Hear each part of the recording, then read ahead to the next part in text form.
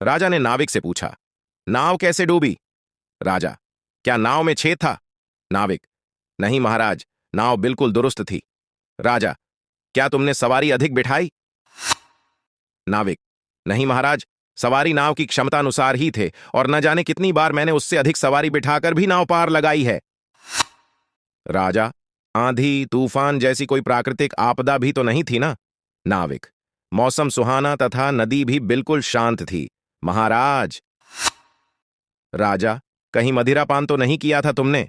नाविक, नहीं महाराज, आप चाहें तो इन लोगों से पूछकर संतुष्ट हो सकते हैं, यह लोग भी मेरे साथ तैरकर जीवित लौटे हैं। महाराज, फिर क्या चूक हुई? कैसे हुई इतनी बड़ी दुर्घटना? नाविक, महाराज, नाव हौले हौले बिना हिलकोरे लिए नदी में चल रही थी। तभी नाव में बैठे एक आदमी ने नाव के भीतर ही थूक दिया।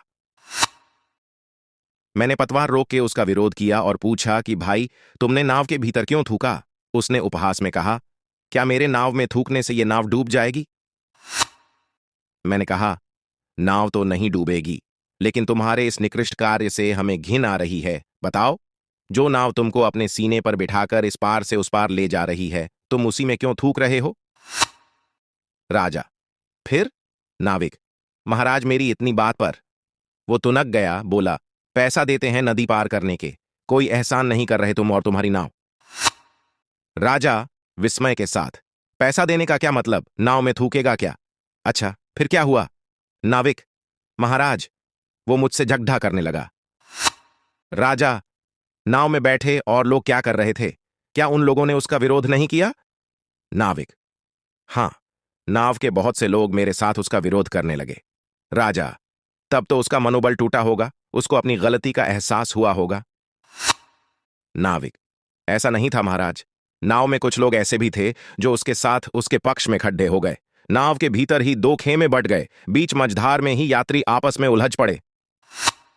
राजा, चलती नाव में ही मारपीट, तुमने उन्हें समझाया तथा रोका नहीं? नाविक, रोका महाराज, हाथ जोड़कर विनती भी की। मैंने कहा, नाव इस वक्त अपने नाजुक दौर में है, इस वक्त नाव में तनिक भी हलचल हम सबकी जान का खतरा बन जाएगी। लेकिन वो नहीं माने, सब एक दूसरे पर टूट पड़े तथा नाव ने बीच गहरी धारा में ही संतुलन खो दिया महाराज, और अंततः नाव डूब गई।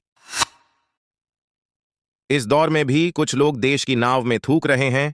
अनुरोध है कि धैर्य बनाए रखें ताकि नाव के संतुलन खोने से बाकी लोग न मारे जाएं। याद रखें, देश हित सर्वोपरि है।